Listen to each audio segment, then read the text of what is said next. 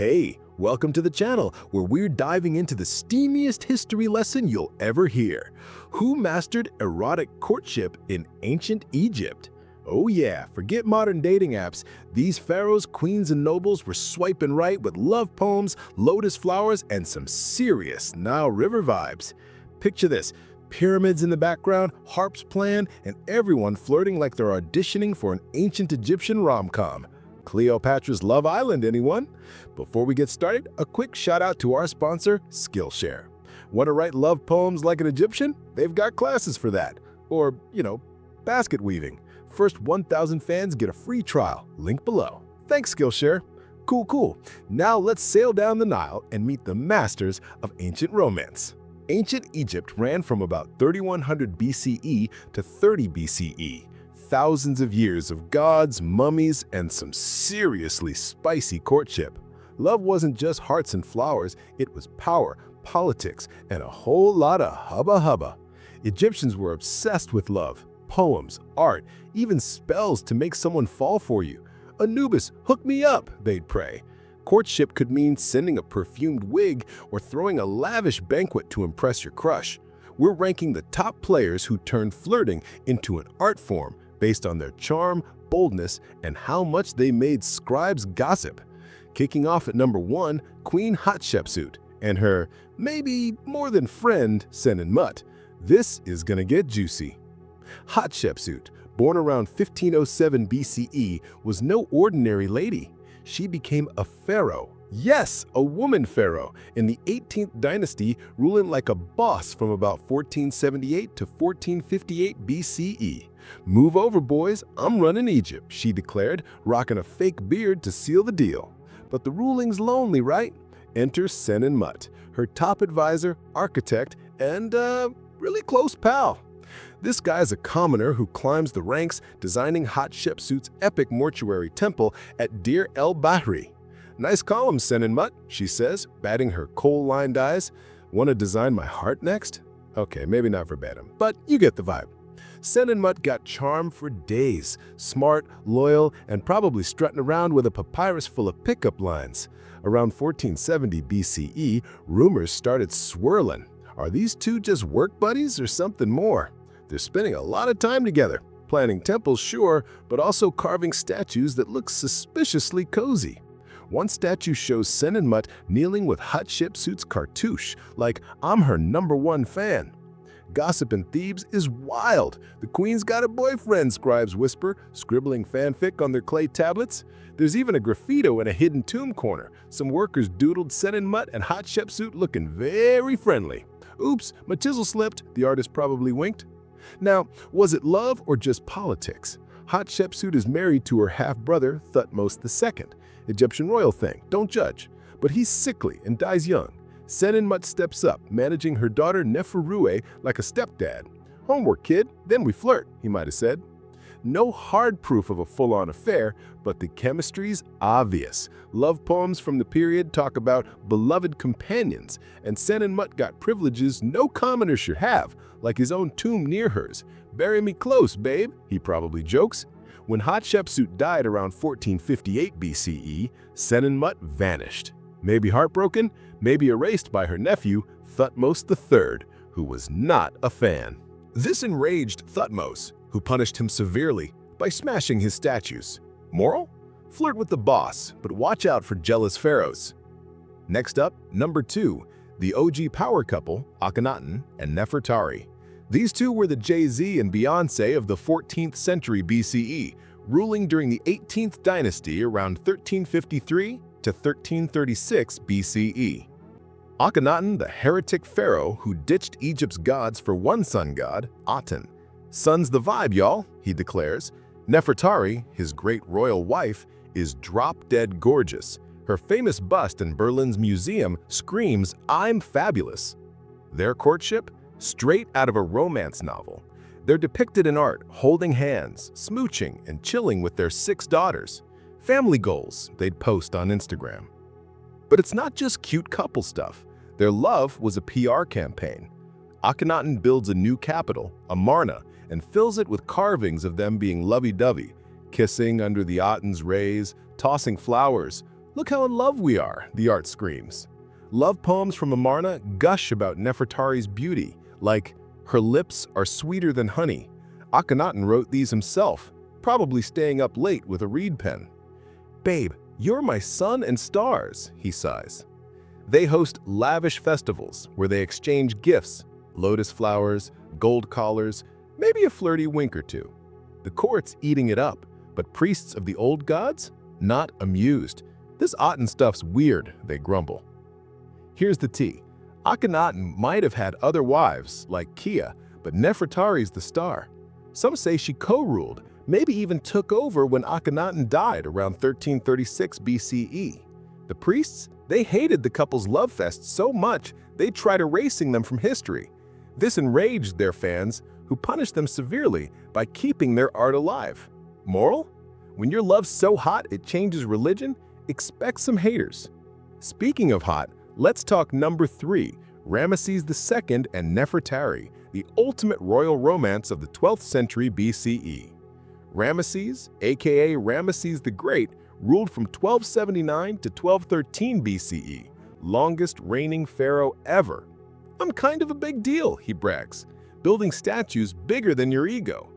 Nefertari, his favorite wife, of many, was his ride or die. Her tomb in the Valley of the Queens is a love letter in stone, paintings of her looking stunning, with Ramesses calling her the one for whom the sun shines. Babe, you're my MVP, he probably said at every state dinner.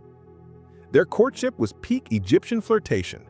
Ramesses writes love poems etched on temple walls, like, her eyes are like the Nile, sparkling and deep. Nefertari's no wallflower. She's diplomatic, charming foreign kings with letters sealed with lotus seals. Hey Hittite king, let's make peace and admire my style, she writes. They throw epic banquets, dancing under starlight, with Ramesses gifting her jewels and her sending him perfumed oils. Smell this, it's love, she winks. Their chemistry is so strong, they negotiate the world's first peace treaty with the Hittites in 1259 BCE, probably flirting over papyrus drafts. But it's not all smooth sailing. Ramesses has other wives, lots of them, and over 100 kids. Busy guy, Nefertari sighs, but she stays number 1. Her tomb's inscriptions gush about their bond, and Ramesses builds her a temple at Abu Simbel. That's my girl, he boasts. When Nefertari dies around 1255 BCE, he's crushed, moping for years. The court's like, dude, you've got 50 other wives. This enraged Ramesses, who punished them severely by building more statues of Nefertari. Moral, when you're the king of romance, make sure your queen gets the biggest temple. Welcome back to our exploration of the intricate and influential art of erotic courtship in ancient Egypt. In our previous section, we examined the foundational figures, Hatshepsut and Senenmut, Akhenaten and Nefertiti, and Ramesses II and Nefertari, whose romantic endeavors shaped both personal and political landscapes. Now, we turn our attention to the next set of individuals who mastered the delicate balance of love, power, and diplomacy in the courts of the Nile. Our narrative remains grounded in historical evidence, drawing from inscriptions, papyri, and archaeological records to reconstruct these pivotal moments. Let us proceed with number 4, the enigmatic Ankhesenamun and her diplomatic courtship with a Hittite prince. Ankhesenamun, born around 1350 BCE, was a queen of the 18th dynasty, daughter of Akhenaten and Nefertiti, and wife to the boy king Tutankhamun. Her life was defined by the turbulent aftermath of her father's religious revolution, which sought to replace Egypt's pantheon with the worship of the Aten. By 1332 BCE, Tutankhamun's death, at approximately 19 years of age, left Ankhesenamun, then around 21, in a precarious position. As a widowed queen in a court rife with factionalism, her courtship decisions were not merely matters of affection, but critical maneuvers for survival and influence. The primary source for this episode is the remarkable Zanananza affair, documented in Hittite and Egyptian records, notably the Annals of Suppiluliuma I. Following Tutankhamun's death, Ankhesenamun faced a dilemma. Egypt required a male ruler, and her status as a royal widow made her a pivotal figure in the succession. Rather than marry a commoner or a lesser noble, which would dilute her authority, she took an unprecedented step. Around 1322 BCE, she dispatched a letter to Suppiluliuma I, king of the Hittites, Egypt's long-standing rivals. The letter, preserved in Hittite archives, is a masterclass in diplomatic courtship. It reads, "My husband has died, and I have no son. They say you have many sons. Send me one, and he will be my husband and king of Egypt." This was a bold proposition, offering a foreign prince the throne of Egypt through marriage, a move unheard of in Egyptian history. The motivations behind Ankhesenamun's action were multifaceted. First, she sought to maintain her status as great royal wife, a position of immense influence, by aligning with a foreign ally rather than a domestic rival like Ai or Horemheb, powerful courtiers vying for the throne.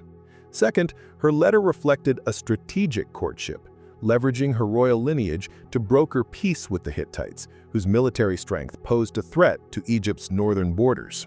The language of the letter, formal yet intimate, suggested a calculated appeal to Suppiluliuma's ambitions, offering not only a marriage but a geopolitical alliance. She wrote, "Send me a prince, and he will rule with me," implying a partnership where her authority would remain intact. Suppiluliuma, initially skeptical, sent an envoy to verify the offer. He reportedly said, "No one has ever proposed such a thing," wary of Egyptian deceit. After confirmation, he dispatched his son Zananza around 1322 BCE. However, the prince never reached Egypt. Hittite records claim he was assassinated en route, likely by Egyptian factions opposed to a foreign king. Ankhesenamun's plan collapsed, and she was forced to marry Ai, an elderly vizier who became pharaoh. Her fate thereafter is uncertain. She vanishes from records, possibly sidelined or worse. The affair's significance lies in its audacity. Ankhesenamun used courtship as a diplomatic weapon, attempting to reshape Egypt's future. The failure, however, underscores the limits of such strategies in a court dominated by internal power struggles. Moving to number 5, we explore the courtship of Ti, the great royal wife of Amenhotep III, whose influence in the 14th century BCE redefined the role of queens in Egyptian politics. Born around 1398 BCE, Ti was a commoner by birth, daughter of a provincial official, Yuya. Her marriage to Amenhotep III around 1388 BCE was initially a political arrangement to strengthen ties with powerful non-royal families. Yet Ti's charisma and intellect transformed this union into a partnership of profound romantic and political synergy, as evidenced by inscriptions and diplomatic correspondence. Amenhotep III, reigning from 1390 to 1352 BCE, was one of Egypt's wealthiest pharaohs, presiding over a golden age of prosperity and cultural flourishing. His courtship of Ti, however, was not merely a state affair, but a deeply personal connection. The Amana letters, a collection of diplomatic correspondence, reveal Ti's active role in court, with foreign rulers addressing her directly, an honor reserved for those with significant influence. One letter from Turata of Mitanni praises her beauty and wisdom, suggesting her reputation extended beyond Egypt's borders. He wrote, "Your presence is like the sun," a nod to her radiant influence. Ti's courtship tactics were subtle yet effective. She cultivated an image of accessibility, hosting banquets where she and Amenhotep exchanged symbolic gifts, lotus flowers, gold jewelry, and perfumed oils, publicly reinforcing their bond. Inscriptions at the Temple of Soleb depict them together, her hand resting on his, a rare display of equality in royal art. Ti's influence extended to diplomacy. She advised Amenhotep on alliances, notably with Mitanni, where her correspondence ensured peace through marriage exchanges. Her role as mother to Akhenaten further amplified her status as she guided the court through his controversial reign. The strategic nature of Ti's courtship lay in her ability to blend affection with authority. By maintaining a visible partnership with Amenhotep, she elevated the role of the great royal wife, setting a precedent for Nefertiti and others. Her death around 1338 BCE was mourned deeply. Amenhotep's inscriptions call her "my beloved, who completes me." The legacy of their courtship was not merely personal but structural, establishing the queen as a co-ruler in all but name. This partnership strengthened Egypt's stability during a period of immense wealth and cultural flourishing. Our sixth figure is Ptahhotep, a vizier of the 5th dynasty around 2400 BCE, whose teachings on courtship reflect the Old Kingdom's sophisticated approach to love and social conduct. Ptahhotep, serving under Pharaoh Djedkare-Isesi, authored the Maxims of Ptahhotep, one of the earliest surviving texts on etiquette and relationships preserved on the Pris Papyrus. While not a romantic figure himself, his writings codify the art of courtship, offering insights into how Egyptians navigated love with decorum and strategy. Ptahhotep's maxims emphasize restraint, eloquence, and respect in romantic pursuits. Speak sweetly to the one you desire, for words are stronger than force, he advises, advocating for poetic flattery over aggressive advances. His teachings detail courtship rituals, offering gifts like lotus blossoms or alabaster jars, speaking in measured tones, and respecting social hierarchies. For men, he recommends listening to a woman's desires, noting her heart is won by understanding. For women, he suggests modesty tempered with charm, ensuring influence without overstepping societal norms. These principles were applied in elite circles where courtship was a public performance. Ptahhotep's OE status as a vizier suggests he practiced these ideals, likely advising young nobles on securing advantageous marriages. His maxims influenced generations, shaping courtship as a blend of emotional connection and social strategy. For example, a noble seeking a bride would host feasts, recite love poetry, often preserved in tomb inscriptions, and secure family approval, all per Ptahhotep's guidance. The text's enduring use, copied into the Middle Kingdom, underscores its impact on Egyptian romantic culture. So, we're back. Why did ancient Egyptians take courtship so seriously? Because love wasn't just mushy stuff, it was power, politics, and sometimes a ticket to immortality. Welcome to the final part of our dive into who mastered erotic courtship in ancient Egypt. We've covered pharaohs, queens, and viziers. Now we're hitting the last 3 heavyweights who turned flirting into an art form. Short version, they made hearts race and scribes scribble. How'd they do it? Let's find out, starting with number 7, Cleopatra VII. Yeah, that Cleopatra. But first, quick sponsor plug. Audible's got audiobooks on Egypt's juiciest stories. Want to hear Cleopatra's love letters? First month's free. Link below. Thanks, Audible. Okay, let's go. Why was Cleopatra the queen of seduction? Born in 69 BCE, Cleopatra VII was the last Ptolemaic ruler of Egypt. She inherited a crumbling kingdom. Rome's breathing down her neck. What's a queen to do? Use her brain, charm, and some serious flirting skills. Cleopatra didn't just date, she turned courtship into a geopolitical weapon. First up, Julius Caesar. In 48 BCE, she's 21, he's 52. Egypt's in a civil war. Her brother Ptolemaeus XIII wants her throne. Cleopatra's like, not today.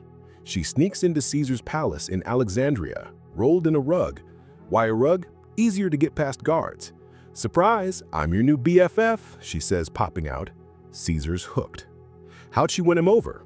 She spoke 9 languages, including Egyptian, a rare for a Ptolemaic ruler.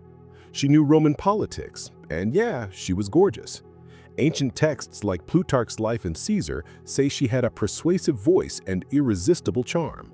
They start an affair. Caesar backs her against Ptolemaeus XIII. By 47 BCE, Ptolemaeus is defeated and Cleopatra is queen. She and Caesar have a kid, Caesarion, our little empire builder, she calls him. Did she love Caesar? Maybe. Did she need his army? Definitely. Their romance seals Egypt's safety, for now. Caesar's assassinated in 44 BCE. Cleopatra's back to square one. Why'd this matter? Her courtship saved her throne and made Rome her ally. Not bad for a rug stunt. Next, she targets Mark Antony. Why him? He's Rome's big shot after Caesar's death. In 41 BCE, she sails to Tarsus in a golden barge, dressed as Aphrodite with music and perfume wafting around. Hey, Antony, like my boat? She smirks. Cassius Dio's Roman history says she planned every detail: flowers, feasts, flirty banter. Antony's smitten. They hook up, throw lavish parties, and have twins by 40 BCE. Was it love or strategy? Both. Cleopatra needed Rome's protection. Antony needed Rome's wealth. Their courtship, a spectacle, public displays, love poems, even matching outfits. Why so flashy? To show the world they're unstoppable. Did it work? Sort of. They marry around 37 BCE, despite Antony already being married to Octavia. Rome's not happy. Bigamy's not cool, they grumble. Octavian, Antony's rival, uses this to paint them as reckless. By 31 BCE, Octavian crushes them at Actium. Cleopatra and Antony flee, then die in 30 BCE. Her by snakebite, him by sword. Why is this scandalous? Their love shook empires, pissed off Rome, and ended the Ptolemaic dynasty. Moral? Flirt big, but watch out for jealous Romans. Now, number 9. Why was Meret Seger, a village woman, a courtship legend? Meret Seger lived around 1200 BCE in Deir el-Medina, the workers' village for royal tombs during the 19th dynasty. She wasn't royal, just a regular Egyptian with serious game. How do we know? Her love letters, preserved on ostraca, pottery shards, are some of the spiciest in history. One, found in Turin's Museo Egizio, reads, "My heart burns for you like a flame." Why is that a big deal? Most Egyptians didn't write their feelings down. Meret Seger did, and she was good at it. Who was she wooing? Probably a craftsman named Poneb, a bad boy tomb worker with a rap sheet. Adultery, theft, you name it. Meret Seger I like the drama. Her letters use poetic tricks from elite love songs, like comparing Poneb to a gazelle in the desert. How'd she learn that? Deir el-Medina folks had access to scribes, so she likely paid to get her words polished. She sent gifts too: lotus flowers, beer, maybe a sexy shawl. Why lotus flowers? They symbolized love and rebirth. Poneb's into it, writing back, "You're my star." Their affairs the talk of the village. Meret Seger stealing hearts, neighbors whisper. Did it last? Nope. Poneb's married, and records show he got in trouble for multiple affairs. Meret Seger's letters stop around 1190 BCE. Maybe she moved on, maybe he got exiled. Why is she a master? She wasn't rich or royal, but her words rivaled queens. Her letters influenced later poetry, and her boldness broke norms for non-elite women. Moral? You don't need a crown to write a killer love note, just passion and a good scribe. Finally, number 9. Why did the scribe Amos pen the ultimate courtship guide? Why is it special? It's one of Egypt's oldest stories, written on papyrus about a noble fleeing Egypt and wooing a foreign princess. Scholars, like those at Oxford, call it a fictionalized guide to love and diplomacy. How'd Amos do it? The story's hero, Sinuhe, courts a Bedouin chief's daughter in Syria. He uses flattery. "Your beauty outshines the stars." He offers gifts, cattle, wine, and promises of protection. Why cattle? In nomadic cultures, they're wealthy. The princess falls for him, and they marry. Amos's text lays out steps. Respect her family, speak poetically, and show strength. A man's words win her heart, Sinuhe says. Scribes copied this for centuries, using it to train nobles. Why is it so popular? It taught elite men how to charm without looking desperate. Was it just for men? Nope. Women read it too, learning to respond with grace. Tomb inscriptions from 1800 BCE show ladies quoting Sinuhe's lines to flirt back. Amos's guide wasn't just a story. It shaped how Egyptians approached love.